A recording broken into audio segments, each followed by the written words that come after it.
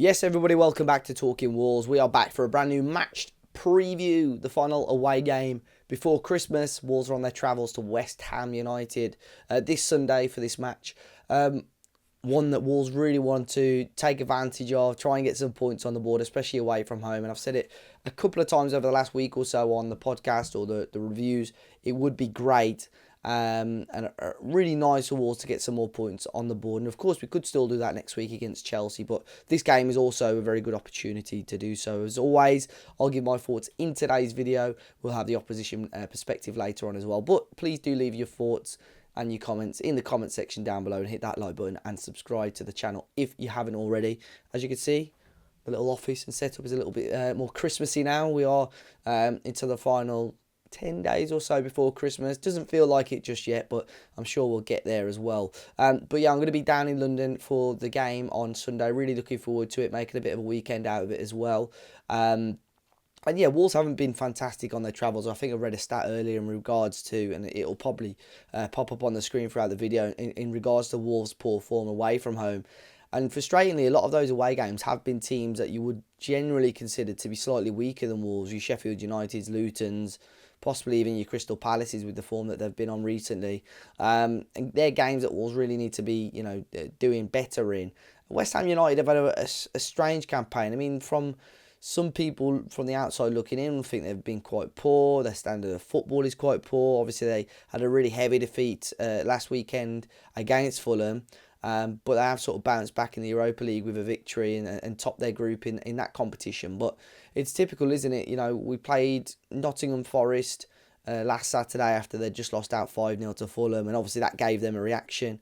We're playing West Ham after they've just lost 5-0 to Fulham, and you'll expect another reaction from them as well. And with it being away from home, I think it will be a tricky game. They've got some capable players. I know they're not 100% happy with how things are going with David Moyes, and I've even seen rumours today, or whispers at least, very small rumours, that Gary O'Neill would be a manager they'd be tempted at possibly taking a look at, with him being a former player and obviously showing what he's capable of as a Premier League manager so far with Wolves.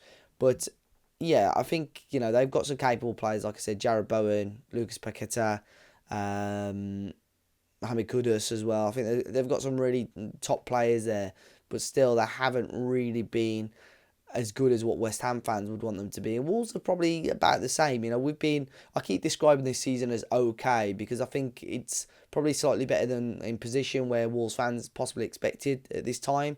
Gary O'Neill's made it pretty clear that it was going to be just the case of trying to keep Wolves in the Premier League, and I think we will do that.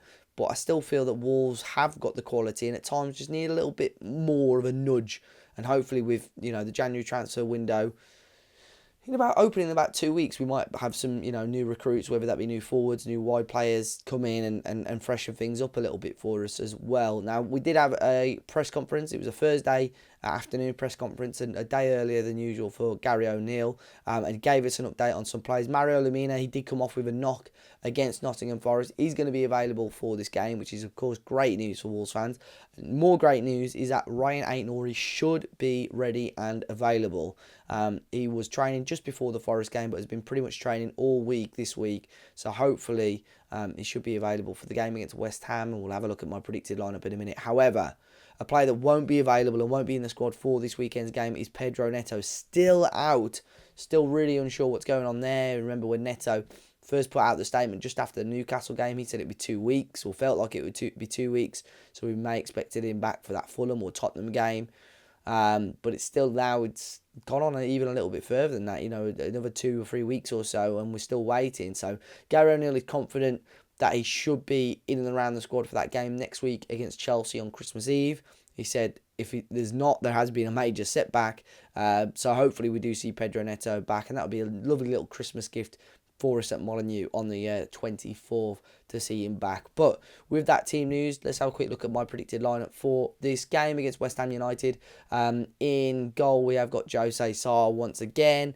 Will keep his place. Of course, a bit of a talking point with Daniel Bentley losing out on a place in the starting lineup on Saturday. But Jose Sa does come in. Back five now. I've put Ryan Aït-Nouri straight back in. I think if he's fit enough to start, And Gary O'Neill thinks he'll get at least 60 minutes. For me, he's got to start. He has to play the majority of the game if he's fit enough to do so, because what he brings to the pitch is, no disrespect to Hugo Bueno, is a lot more than what Bueno can bring. So I think he's got to start. Totti, Dawson and Kilman across the back with Semedo at right back as well. Lemina and João Gomez once again in the middle. And I've gone with Bellegarde ahead of Sarabia. I think this game, especially away from home, is slightly, built slightly better for Pablo Sarabia. So I think, for Bellegarde, sorry. So I think I've got to go with him, with Hwang Chan and Mateus Cunha once again up top. But we have got the opposition preview now. I spoke to the guys over at the West Ham Network to get their thoughts ahead of this game. This is what West Ham fans call the Ballon d'Orson derby. So West Ham obviously take on Wolves on Sunday, and West Ham coming off the back of a terrible loss against Fulham last weekend, 5-0 down. However, obviously I do know that Nottingham Forest also got smashed by Fulham 5-0 and then took on Wolves the next game. So it's going to be interesting how West Ham bounce back. We've had time to get ourselves back into a groove by playing Freiburg in the Europa League and winning the game, topping the group and qualifying for the last 16. And for West Ham fans to see West Ham finish top of the group 3 consecutive seasons in a row, that is a massive achievement. So the players and the coaching staff and the fan base will be buzzing. But there is a bit of friction within the fan base because some people are not happy with the style of play predominantly that's being played, i.e. the low block, and then trying to counter opposition. Sometimes what we're seeing with West Ham is giving the opposition the ball and then aiming for the counter. I want more a flamboyant style, and a lot of fans do, but I respect the manager and respect that we're getting results and pushing our way up the table, and we're fighting in all fronts. We're still in the FA Cup, we were in the quarterfinals of the League Cup, and we're now in the round of 16 of the Europa League. Last weekend though, for me personally, was a bit of a freak incident because we had a big illness going through the squad. We lost Alvarez, we had Emerson on the bench, who usually starts. We started the ageing Aaron Crespo, who hasn't started a Premier League game this season. He was whipped off at half time, and we actually put on a bang average ill Emerson. And he's not bang average this season, he's been phenomenal, but he was not at full 100% for himself. In terms of Pablo Fornals, he played, but he doesn't normally play. So illness ripped through the West Ham squad, and I think they're still recovering from it, but we bounced back against Freiburg in the week by beating them 2-0. We have a fantastic player, Mohamed Kudus. Sometimes I think he's very hard to manage, very hard to mark for anybody because he drops his shoulder, but he does sometimes unorthodox things, but he's such a clever footballer. He's banged in a lot of goals since he's joined the club, and he's really effective. We've got Lucas Paqueta. I think everyone knows what he's capable of doing on his day. Recently his head's been down a little bit, and he's been giving balls away, really silly balls away in dangerous areas that's caused West Ham some concern, but we've been getting away with it. So he got a little bit of a buzz going back on against Freiburg and was looking good. West Ham are playing with basically a false 9. We're putting Jared Bowen up top. It seems to be working. We've got creativity there. But the man that really is effective for West Ham to continue keeping on this run of form is a man called Edson Alvarez that we signed from Ajax. He is the kind of key into the midfield and what makes that midfield tick. If you have an Alvarez firing on all cylinders, then you get a Tommy Soucek firing on all cylinders. And as long as you play James Ward-Prowse through the middle in that kind of number 10 role further forward, then you're going to struggle to keep a hold of that forward attack. Now, one player that does know what West Ham is all about is Craig Dawson. I know he's not been banging in goals for Wolves yet. I do see that one coming, but hopefully not against West Ham. We'll have to wait and see what happens on Sunday. David Moyes, though, the results have been up and down, but we are and do have 24 points. We are within touching distance of European spots. Again, it's nice to think that we're going to be safe. That's just a half glass full West Ham fan in me that always thinks that 40 points is the first points tally you should look to. And we're nearly there, and we just want to try and progress and qualify for European football for the 4th season in a row if we can.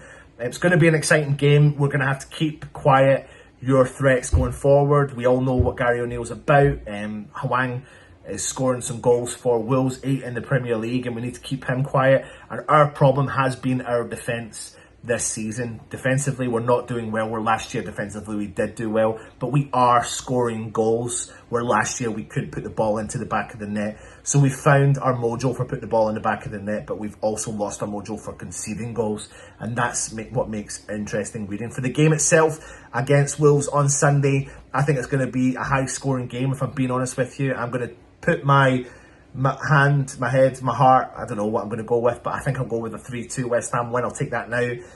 But it could be a Desmond, a little cheeky draw, point each for both teams. I would love for West Ham to obviously walk away with 3 points. Anyway, all the best to Wolves after the game on Sunday, of course. Take it easy, and of course, come on, you Irons.